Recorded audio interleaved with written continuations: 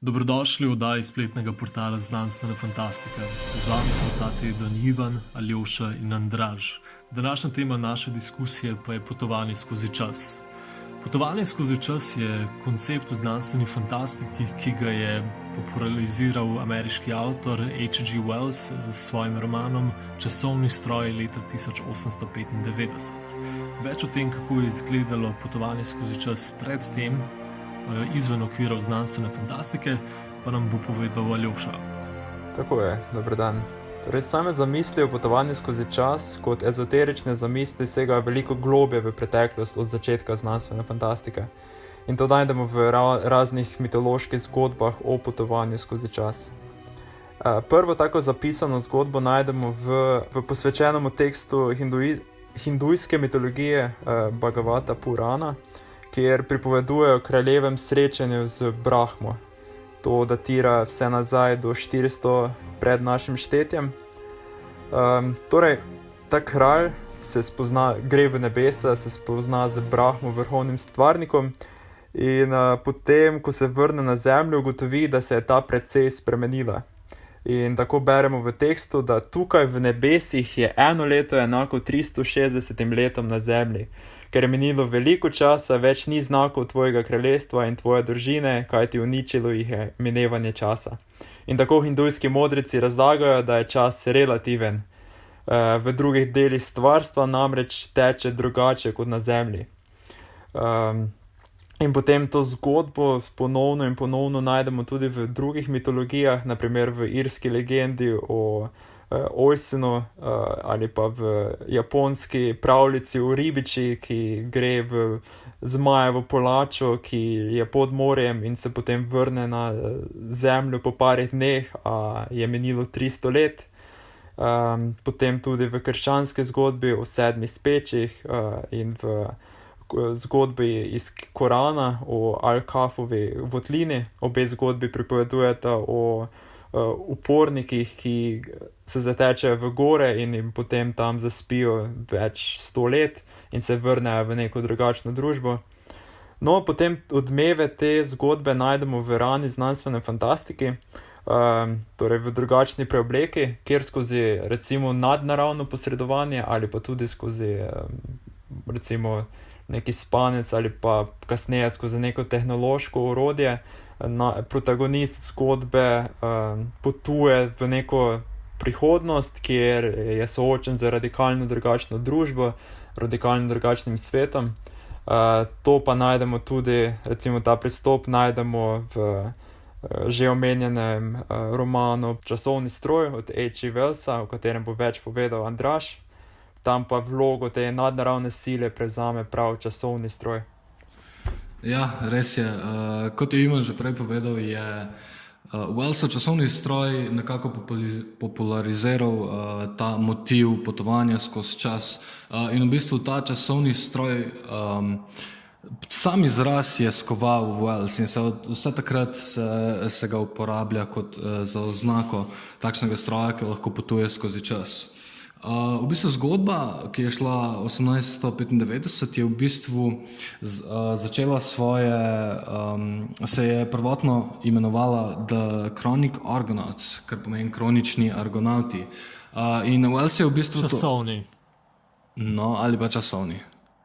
No, in Wells je uporabil to kot podlago za svoj časovni stroj. On je v bistvu na faksu je spisal to zgodbo, ampak vpliv za to je bilo pa v bistvu prav dejstvo, da se je začelo okolje njegove države se začelo spreminjati, in glih to je potem storilo tako, da je vprašanje, kaj bo čez x število let postalo smiselno, ker prej si ljudje niso mogli gledati, niso mogli fizično opazovati sprememb v svojem okolju. No, vsaj ne tehnoloških. No, in v glavnem zgodba prikazuje neko tesnobo industrializacije, kar se vidi, vsak, ki ga je bral, lahko prepozna noter Wellsove socialistične težnje, s katerimi hoče pokazati, kam družba gre pod kapitanstvom kapitalizma. In v glavnem zgodba se odvija tako, da časovni popotnik, ki je neimenovani znanstvenik in je oziroma imenovan samo kot časovni popotnik, odide v prihodnost, kjer je priča neki družbeni degradaciji. Se pravi, človeštvo se je zaradi kapitalizma ločilo in je evoluiralo v bistvu v dve različne rase. Se pravi, nežne Eloje, ki so potomci kapitalistov, in pa Morloke, ki so nasledniki proletariata in so bili prisiljeni v delo in bivanje pod zemljo. Torej so se tudi razvili na tak način, da bolje delujejo pod zemljo, medtem in so zelo brutalni in grobi, medtem ko pa so površni Eloji, pa so zelo nežni in v bistvu mogoče izgledajo zelo idilično na prvi pogled, oziroma vsaj iz perspektive časovnega popotnika. No in na koncu časovni popotnik, ti Morloki ugrabijo časovni stroj in potem ga časovni popotnik mora nekako nazaj dobiti, kar mu seveda uspe. Še preden se pa vrne v svoj čas, pa v bistvu gre vse do konca vesolja oziroma do konca oziroma smrti Zemlje in tam opazuje, dokler lahko, preden se končno odpravi nazaj v svoj čas. Zanimivo. Zdaj, jaz bi se tukaj navezal še na Aljošino tezo o tem, kako je potekalo včasih potovanje skozi čas s tem relativnim časom. Tukaj imamo na slovenskem prostoru eno lastno legendo, v povezavi s kraljem Matjažem. Ta tudi še vedno čaka svoj čas, da se njegova brada uvije 9-krat okoli mize. Res je. Zdaj pa mogoče res bi se predstavili na naslednji segment, kakšne vrste potovanja skozi čas poznamo. Aljoša, ti si imel tukaj neke misli? Moje prvo soočenje z recimo zgodbo, ki se je dotaknila tega koncepta, je bilo v 3. knjigi Harry Potterja, torej v Zaporniki iz Azkabana, ko Hermiona zasuče svoj amulet in dejansko sebe in glavnega, torej protagonista Harryja predstavi v preteklost in še enkrat, torej v začetek dneva in še enkrat podoživita vse te dogodke, ki so se odvili v tistem dnevu z neke druge perspektive. In kar me takrat recimo zelo impresioniralo, je bilo to, kakšna čudovita logika je bila za vsem tem. Torej, J.K. Rowling, ki je torej napisala to zgodbo, je tukaj ubrala vrsto potovanja skozi čas oziroma izbrala neko zelo deterministično pojmovanje časa. Torej, kar se je zgodilo, to ne moreš spremeniti, in če boš potoval v neko preteklo točko časa, boš videl, da to, kar si storil kot časovni potnik, to, kar si spremenil, da je to že del tistega, kar te je sploh prignalo k temu, da si sploh na prvi točki potoval v čas. In torej ustvari se neka takšna zanka, kjer pač preprosto ni prostora za spremembe. Ja, res je taka, res je zelo čista, ni nobenih komplikacij vmes zaradi potovanja čez čas. Čeprav se ne morem strinjati, da je pasal tak časovni stroj oziroma taka časovna zanka v samo knjigo oziroma zgodbo, je pa njena uporaba takšne naprave oziroma magije zelo lepa. Zdaj, jaz, če se prav spomnim, je glede tega potovanja skozi čas znotraj sveta Harry Potterja v zadnji knjigi prišlo do enih večjih problemov, kjer mislim, da je sama avtorica povozila pravila, ki jih je vzpostavila v 3. knjigi. Ob tem bi sam dodal, da... Ja, ampak to je tista 8. knjiga, drama. A ja? Tam? No. Ja. Aha. Ja, ampak to je J.K. Rowling današnja, ki ne spoštuje niti svoje lastno staro delo, oziroma ona ima navado, da spreminja zelo take stvari in me ne čudi, da je tudi to spremenila. Ne? Na tej točki ampak to je bila res kar huda, ker Harry... Ja, torej, kaj sem samo mislil, torej kaj so se tam sklicevali, je to, da sin od Harryja non-stop potuje v preteklost in potem prija nazaj v prihodnost in v neko alternativno prihodnost torej stopi in potem spet gre spreminjati nazaj stvari in pač vsa ta čudovita logika, tiste deterministične slike spostavljene v 3. knjigi se podre in ja, res je kar razočaranje, no. Škoda, res škoda. Andraž, ti bi pa tukaj znal kaj povedati o teh samih alternativnih dimenzijah. Ja, torej, alternativne dimenzije so torej, če bi mi nekaj spremenili v času, to še ne pomeni, da izbrišemo vse, kar se je zgodilo za dogodkom, ki ga spremenimo. Se pravi, da simultano obstajajo več verzij sedanjosti, ki se pa pač razlikujejo v določenih dogodkih v preteklosti. In ena takih zgodb je 11.22.63, oziroma če poslovenimo mogoče malo naslov, bi bil to 22. november leta 63, ki je, če slučajno nista vedela, datum, na katerega je bil ameriški predsednik John F. Kennedy ubit. In v bistvu to je zgodba Stephena Kinga in v bistvu kako deluje je ravno v tem, da se človek lahko vrne v preteklost, ampak vse, kakršnekoli odločitev sprejme tam, je potem ta prisotna v prihodnosti, ampak se ne izbrišejo vse prejšnje odločitve. Tako, ne glede na to število, koliko ljudi prihaja ven in noter, ostane oziroma se vedno naredi nova veja prihodnosti in tako v bistvu obstajajo obenem vse hkrati. Zdaj, če se prav spomnim, je po tej knjigi Stephena Kinga bila nedavno posneta tudi serija. Res je, ja.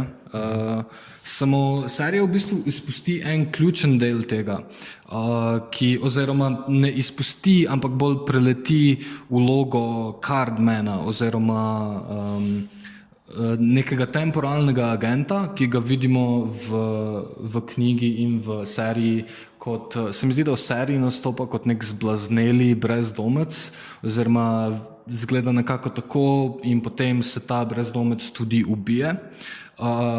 In v bistvu v seriji ne zvemo nikoli, kakšna je fora vsega tega, ampak v knjigi pa v bistvu so ti temporalni agenti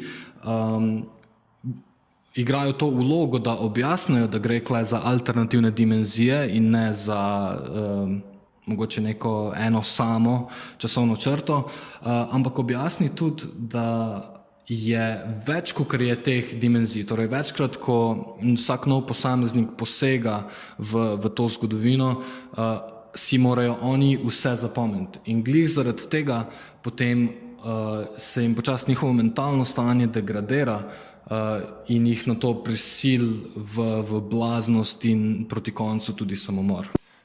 To je v bistvu res en tak lep segment za naprej, ker jaz sem razmišljal, da bi omenil malo o samih posledicah spreminjanja toka časa.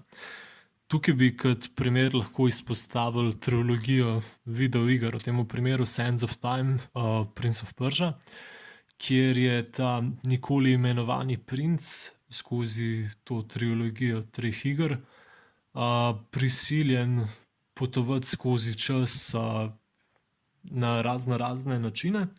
In zaradi tega, ker je v Sands of Time v prvi igri uspel preprečiti sploh razsutje peska časa, ga potem v drugi igri preganja varuh časa, zaradi tega, ker je v prvi igri resetiral dogodke in se vrnil nazaj na prvotno točko.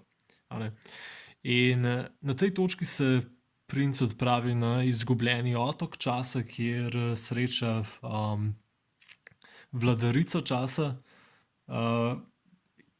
katero v bistvu on se na ta otok odpravi zato, da bi preprečil nastanek peska časa, ampak njegova prisotnost na koncu doprinese ravno k nastanku.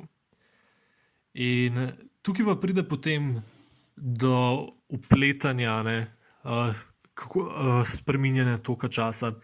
Kakor je prej Aljoša omenil determinizem v Harry Potterju, imamo tudi tukaj en podoben segment, kjer princ, potem ko se vrača nazaj v svoj čas, ugotovi, da ga ta časovni demon, varuh časa, Dahaka, še vedno preganja. In naleti na eno masko, ki mu pa omogoča, da potuje nazaj v čas, v katerem je že bil.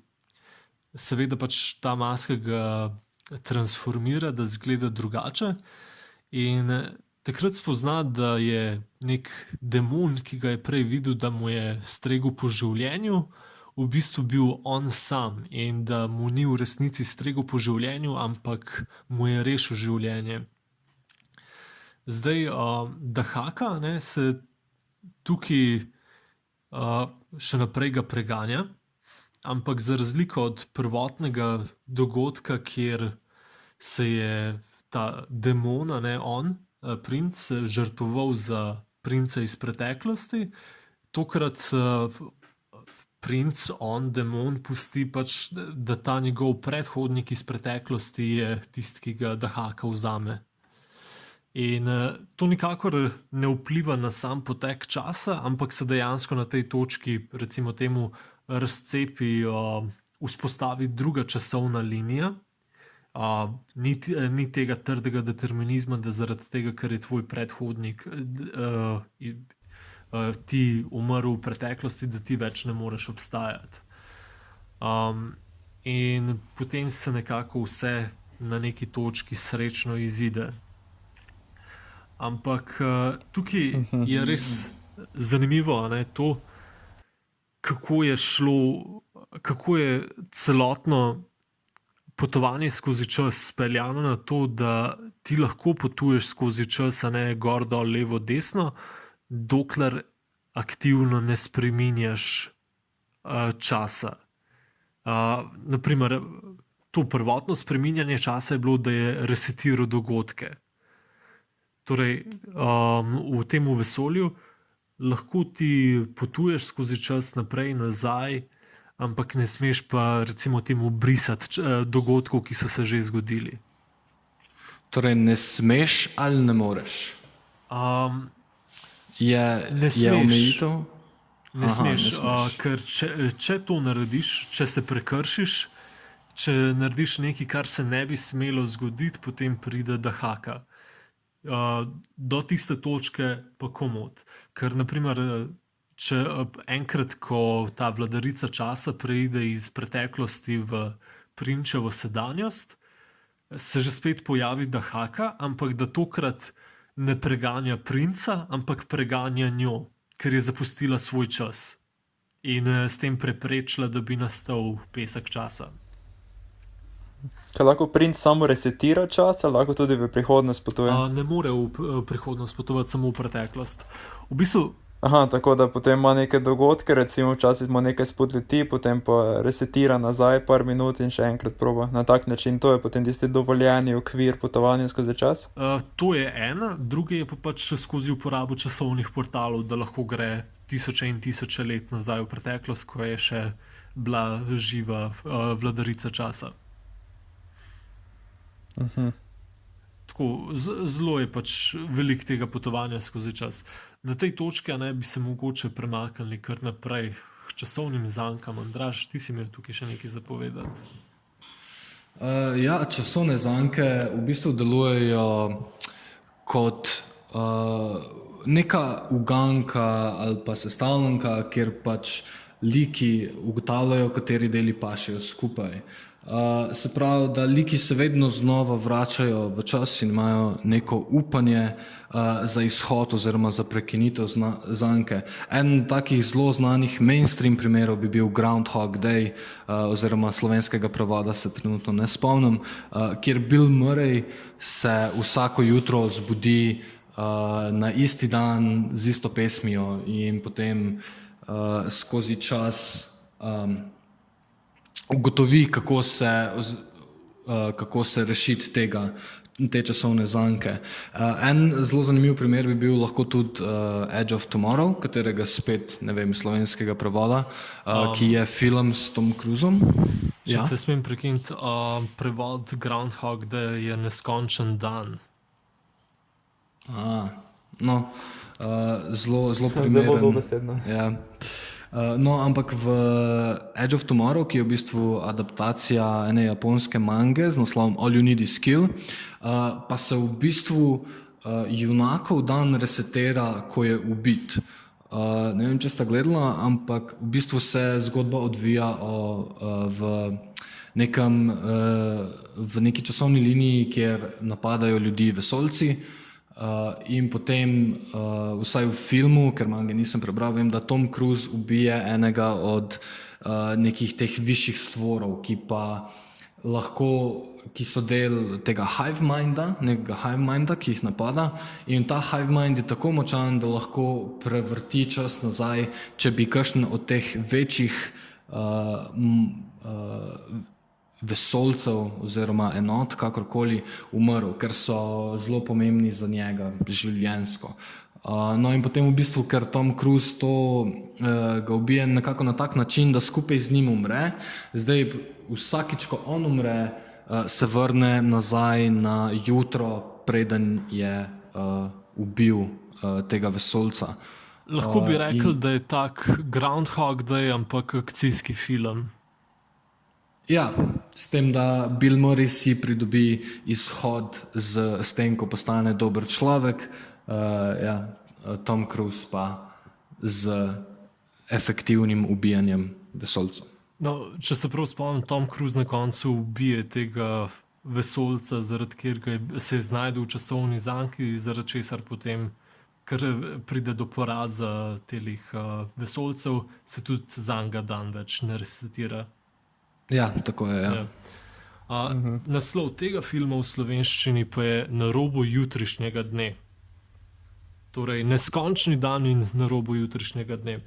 Zdaj pa mogoče bi si pogledali naprej, kako sploh prihaja do uporabe določenih konceptov potovanja skozi čas. Aljoša, ti si... Ja, morda še predtem bi Andraž sam povedal o razširjenem pokrčenju časa.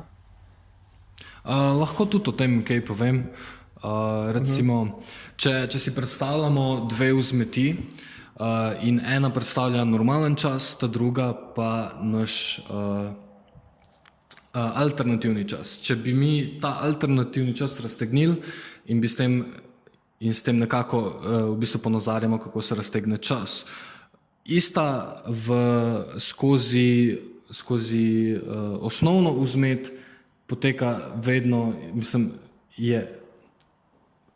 traja isto časa, medtem ko pa raztegnjena vzmet traja dlje časa, ampak se v bistvu konca poklopita, tako da potem namesto v raztegnjenem času pride do tega, da ti preživiš več časa, kakor bi navadno. Recimo, to so mogoče en tak primer bi bil recimo ko kralj, tista Aljošina zgodba, o kateri je on pregovoril, kako kralj obišče Brahmanovo dimenzijo, kjer je en dan 360 let, če se prav spomnim. Medtem ko pa krčenje časa je pa v bistvu obratno, kjer pa ti preživiš zelo veliko časa v tem nekem alternativnem času, vendar ko se vrneš nazaj v prvotni čas, je preteklo veliko manj časa. Recimo, eden takih primerov bi bil lahko tudi Inception, recimo, ker oni globlje, ko se spuščajo v sanje, v bistvu bolj se skrči čas, kar pomeni, da medtem, ko oni tam preživijo ure in ure, se na površju odvija le nekaj minut.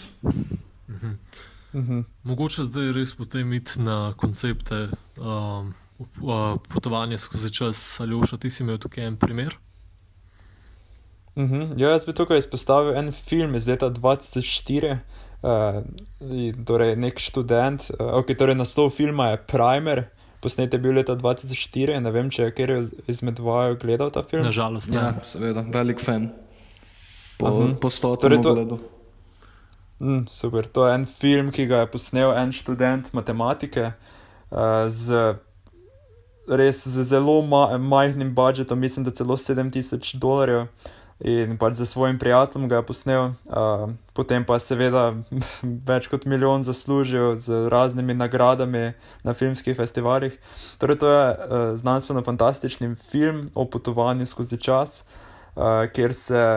ki se na zelo inovativen način loti samega koncepta, torej skuša pokazati mogoče malo bolj realno sliko, kako bi dejansko znanstvenik odkril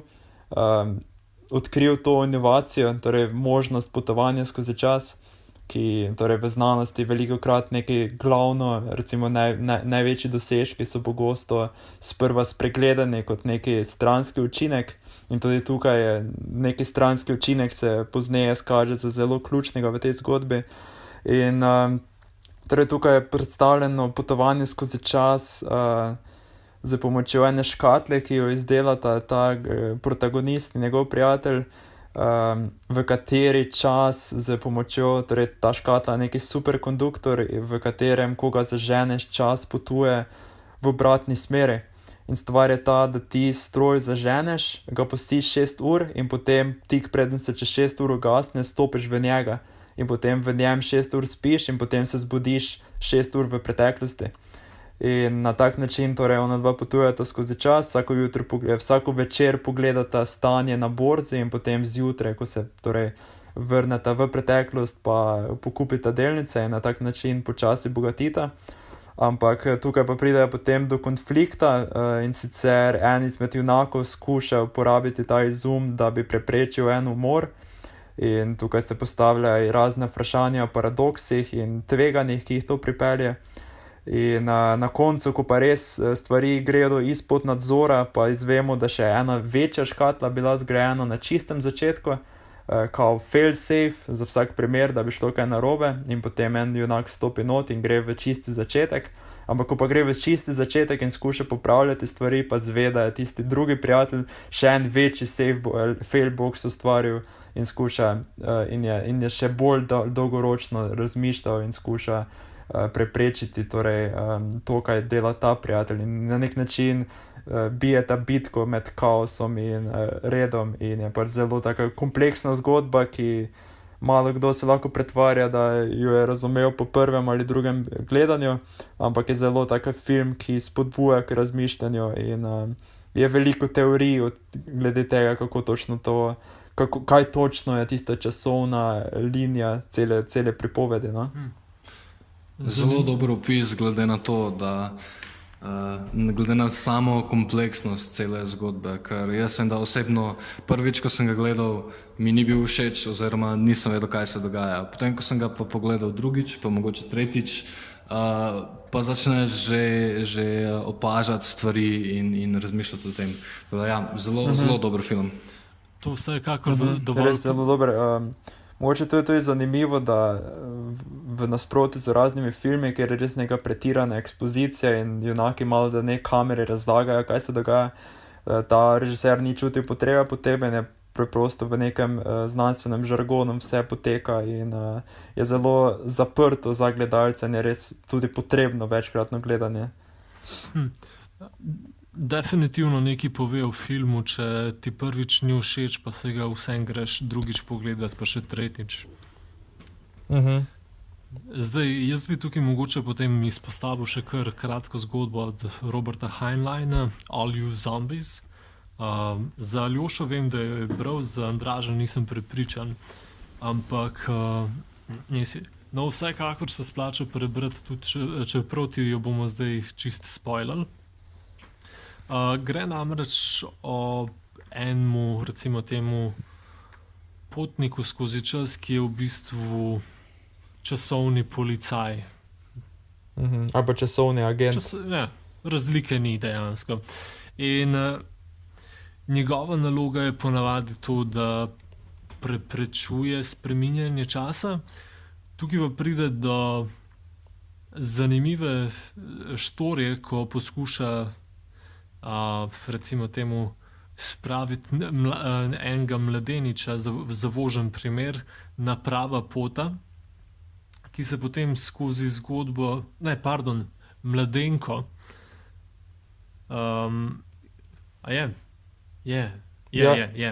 Na začetku je Mladenko proba spraviti na prava pota, na koncu zgodbe se pa izkaže, da je v bistvu on sam svoj oče in mati. Zaradi vsega potovanja skozi čas. In da Ja, torej on je rojen kot hermafrodit z obema spoloviloma. Ne, mislim, da je imel neko drugo izmišljeno tole bolezen. Ja, možno, da je izmišljeno, ker pač vse je funkcionalno, ampak torej, kot do mladosti je ženska, ampak potem pa na eni točki v srednjih letih pa se preobrazi v moškega. Ja. In potem pač starejši on oplodi mlajšega sebe s samim sabo. Ja. Torej, kot ženska se ne zaveda, da je ta starejši moški, za katerim pač hodi, da je to pač on sam, ampak... Torej, v bistvu cela zgodba, v bistvu ena variacija časovne zanke, casual loop, če ste mogoče že slišali, mislim, da ni slovenskega prevoda, ampak je nekako casual loop je nekaj, ki nastane sam, se ne spreminja in izhaja sam iz sebe. Ja. In je torej nek izoliran tak primer. Zanimivo. No, v glavnem, zgodbo se splača brati, res je zanimiva, pa ja. Kje ta zga še pa ne, pa tudi posnet ta film z leta 2014, Predestination. Točno, to si pa ti mislil kaj povedati. Jaz sem mislil to samo kot oment v sklopu časovnih zank, ampak ja, kot s tem casual loop, ker se mi sicer sam film se meni ni dopadal, ampak ideja mi je bila pa silno zanimiva. Ta casual loop, ki obstaja sam zase, ujet v času in se skozi ponavlja in je samo pač en posameznik, ki je igral v bistvu vse pomembne vloge svojega življenja. Zelo zanimiv koncept se mi zdi. Super, mislim, da smo na tej točki nekako obdelali vse večje koncepte potovanja skozi čas. Najbrž nismo uspeli zaobjeti vsega, veliko je še ostalo, sploh če potujemo skozi čas. Najbrž tisti, ki potujejo skozi čas, nam bojo oprostili, če so to slišali že prevečkrat, ali pa so vse to že vedeli. Tisti imajo čas. Res je, lahko si privoščijo.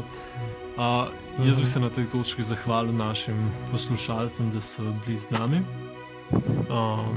Obiščite nas na naši spletni strani www.znanstvena-fantastika.si, kjer si lahko tudi več preberete v samem potovanju skozi čas. Hvaležni bomo tudi, da če se naročite na naš YouTube kanal. Tako je.